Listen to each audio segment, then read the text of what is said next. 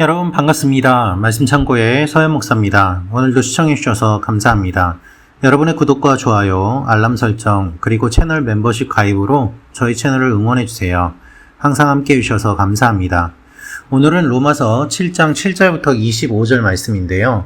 오늘 말씀은 약간 길기는 합니다만은 이 말씀을 우리가 잘 살펴볼 필요가 있습니다. 왜일까요? 그것은 우리가 아는 것과 우리의 한계를 바울이 절실하게 표현하고 있기 때문에 그렇습니다. 여러분, 우리가 하나님 앞에서 우리의 모습을 살펴보고 또한 구원에 대한 내용들을 확인을 할 때 우리가 먼저 알아야 될 것은 무엇인가 하면 이 과정입니다. 처음에 사람들은 어떠한 모습을 보이는가 하면 죄 속에 빠져 있고 하나님을 모르고 그리고 하나님을 왜 찾아야 되는지도 생각조차 하지 않습니다. 그래서 결국 모른다는 것이 가장 큰 문제입니다. 그래서 이 무지가 우리의 죄의 근원이 되기도 하고, 그래서 뱀이 우리를 유혹을 할 때 깨달아 알게 되고 하나님과 같이 되리라, 선악을 분별하게 될 것이다, 알게 될 것이다, 이렇게 유혹을 하지 않습니까? 그래서 우리가 모르는 것에 대한 현실을 우리는 알아야만 합니다. 아, 내가 정말 모르는구나 라는 것이죠. 그런데 그 다음 단계에 나아가면은 자각을 하게 되는 것이죠. 아, 내가 이렇게 하면 안 되는구나 라고 알게 됩니다. 여러 가지를 배우고 익히고 그러면서 알게 되는 이 과정을 거치게 됩니다. 그 다음 단계는 무엇일까요? 그 다음 단계는 절망입니다. 내가 알아도 이거를 하지 못하는구나 라는 것을 우리가 처절하게 경험을 하게 됩니다. 이것이 지금 로마서가 진행하고 있는 논리적인 흐름과 동시에 우리가 하나님을 만나는 과정이기도 합니다. 수많은 사람들이 하나님을 모릅니다. 하나님에 대해서 알려고 하지 않습니다. 이 하나님에 대한 무지가 자기 마음대로 살아가는 바탕이 되는 것이죠. 하나님에 대해서 모르기 때문에 자기가 아는 범위 내에서 그냥 그렇게 살아갑니다. 그것이 죄입니다. 죄에 빠져서 살면서도 죄인 줄을 모릅니다. 그런데 하나님께서 율법을 주심으로 말미암아 죄가 죄인 것을 알게 됩니다. 아, 이렇게 살면 안 되는구나 라고 알게 되는 것이죠. 많은 사람들이 하나님을 알고 싶어 하고 또 그렇기 때문에 성경 공부도 하고 여러 책도 보고 또 유튜브를 보기도 합니다. 그래서 스스로 속이게 되는 경우가 많습니다. 아, 이제 내가 많이 안다 라는 것이죠. 내가 신학교도 갔고 신학 공부도 했고 내가 유튜브도 많이 봤고 말씀도 많이 들어서 이제 내가 안다. 그런데 여러분, 아는 것과 행하는 것이 같아야 되지 않겠습니까? 근데 많이 알다 보면 우리는 우리가 스스로 행할 수 없다는 것을 깨닫게 됩니다. 오늘 말씀이 바로 그것인데요. 바울은 하나님의 말씀을 잘 알았습니다. 율법을 잘 알았습니다. 그런데 그가 처절히 깨달은 것이 무엇인가 하면 이 말씀대로 못 산다는 거예요. 사람이 변화되지 않고 내면이 변화되지 않고 머리로만 알고 그치게 되는 것에 대한 그 절망감이 차라리 몰랐던 때보다 더욱더 깊어지는 것이죠. 여러분, 이와 같은 일들이 우리의 삶에서 많이 일어납니다. 그렇지 않습니까? 실제로 이렇게 내가 할 수 없다는 것에 대한 고통을 처절하게 경험하는 것도 굉장히 중요한 일이고 필요한 일이고 또 그렇게 하는 사람조차도 매우 드문 것이 현실입니다. 교회를 다니면서 하나님 말씀도 모르고 알려고 하지도 않고 처절히 하나님 앞에서 몸부림을 치지도 않고 스스로 내가 하나님을 믿는다고 착각하면서 살다가 이단의 유혹에 금방 넘어지고 시험이 왔을 때 금방 흔들리고 그리고 바람처럼 그렇게 여기저기 마음을 흩뿌리고 다니는 사람들이 너무나도 많이 있습니다. 교회는 다니는데 내가 예수를 믿는지 확신도 없고, 그리고 신앙이 사실은 개인의 신념보다 훨씬 더 뛰어난 흔들림 없는 힘이 됨에도 불구하고 기독교를 믿으면서 예수를 믿으면서 그런 확신조차 없이 신념조차 없이 그렇게 살아가는 사람들이 너무나도 많은 것이죠.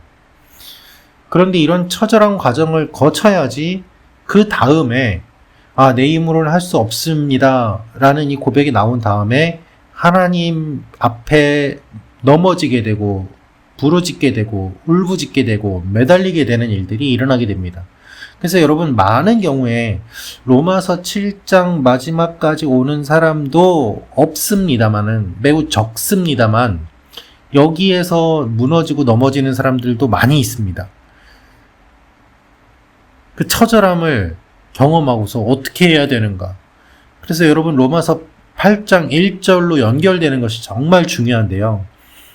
이 과정을 살펴보면 여기를 거치지 않으면 로마서 8장 1절이 우리에게 깊게 다가오질 않습니다. 하나님, 내가 할 수 없습니다. 내가 이렇게 예수를 오래 믿는다고 하는데도 왜 내가 이렇게 변하지 않고, 왜 내가 여전히 죄에 이렇게 유혹에 약하고 이렇게 살아야 됩니까? 라고 처절하게 몸부림을 치는 그 일이 없이는 하나님의 은혜를 경험하기가 정말 어렵습니다. 여러분, 우리의 인생의 생로병사 근원적으로 갖고 있는 문제들이 있고, 인간의 힘으로는 해결할 수 없는 그 일들이 있습니다. 고통이 있습니다. 그것을 기본적으로 다루어 주는 것이 종교의 역할이었고, 물론 기독교도 종교 중에 하나로서 그런 일들을 감당을 합니다. 그런데 이와 같은 역할을 할 때에 있어서 제일 중요한 것은 인간에 대한 이해요, 문제에 대한 이해요, 그리고 하나님에 대한 이해입니다. 여기에 대한 깊은 사고와 묵상과 하나님 앞에 나아가고자 하는 이 정진함이 없이 그저 가볍게 자기 만족을 위해서 신앙생활을 한다면 그 믿음은 건강한 믿음이라고 보기 어렵고 성장하기 어렵고 금방 흔들리게 되는 모래 위에 쌓은 믿음에 불과한 것입니다. 가장 중요한 핵심은 예수 그리스도의 십자가와 구원이 어떠한 의미인지를 깨닫고 그 부분에 대해서 깊이 나에게 적용하면서 곱씹으며 나의 삶의 의미를 찾아가야 되는 것입니다. 그것은 어떤 한 사람의 목사가 설교를 한다고 되는 것만이 아니라 그것은 가이드일 뿐이요. 우리 한 사람 한 사람이 하나님 앞에 그 길을 계속해서 찾고 걸어나가는 그 정진의 과정이 없이는 우리의 신앙은 흔들릴 수밖에 없고 가벼울 수밖에 없는 것이죠. 많은 사람들이 이야기를 합니다. 기독교가 세상에 무엇을 할 수 있는가? 라고 말입니다.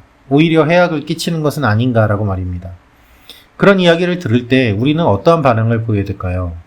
결국 우리가 하나님 앞에서 얼마나 깊게 뿌리 내리고 있는가를 돌아보아야만 합니다. 오늘 말씀을 보면 율법이 죄냐? 그럴 수 없다고 이야기합니다. 율법을 깨닫지 못했을 때의 모습과 율법을 깨달은 다음의 모습을 바울이 이야기하면서 율법은 신령한 줄을 아는데 나는 육신에 속해서 죄 아래 팔렸다. 그래서 내가 율법은 알지만 율법을 지키지 못하는 나의 이 마음, 내가 알지만 행하지 못하는 모습, 정말 가르치는 대로 살지 못하는 그 모습, 선을 행하고 싶은데 하지 못하는 악을 행하는 나의 모습. 그래서 내가 이것을 깨닫게 되었는데 곧 선을 행하기 원하는 나에게 악이 함께 있다는 것이다. 라고 고백을 하고 있습니다. 그래서 하나님의 말씀을 즐거워하지만 그대로 하지 못하는 내 속에서의 깊은 갈등이 있음을 바울이 고백하고 있는 것입니다. 사랑하는 말씀 참고 가족 여러분, 여러분 삶 가운데 이와 같은 고민과 갈등으로 정말 몸부림쳐 보신 적이 있습니까? 그런 일들이 일어나시기를 바랍니다. 그러므로 말미암아 여러분의 믿음이 훨씬 더 성장하고 성숙하게 될 것입니다. 나는 비참한 사람입니다. 누가 이 사망의 몸에서 나를 건져내겠습니까? 하나님 앞에서 이렇게 처절하게 몸부림칠 때 루터가 종교개혁이 가능했고 바울이 바울될 수 있었습니다. 우리의 믿음이 하나님 앞에서 이와 같은 과정을 거치지 않는다면 정금같이 나오기가 어려워지는 것이죠. 그래서 마음으로는 하나님의 법을 섬기지만 육신으로는 죄의 법을 섬겨서 하나님, 내가 어떻게 하면 좋겠습니까? 라는 이 처절한 절망에 빠져야만 합니다. 우리는 이 절망을 마주보기 싫어합니다. 그래서 어떻게 할까요? 분리시킵니다. 교회에 오면은 크리스찬으로 살아가고 교회에서 나가면은 하나님 믿지 않는 사람처럼 살아갑니다.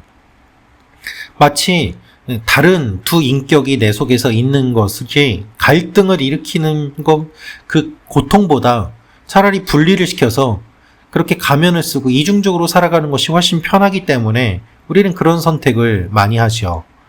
그러나 하나님께서는 그것을 원하지 않으십니다. 우리는 그렇게 부름받은 존재가 아니기 때문입니다.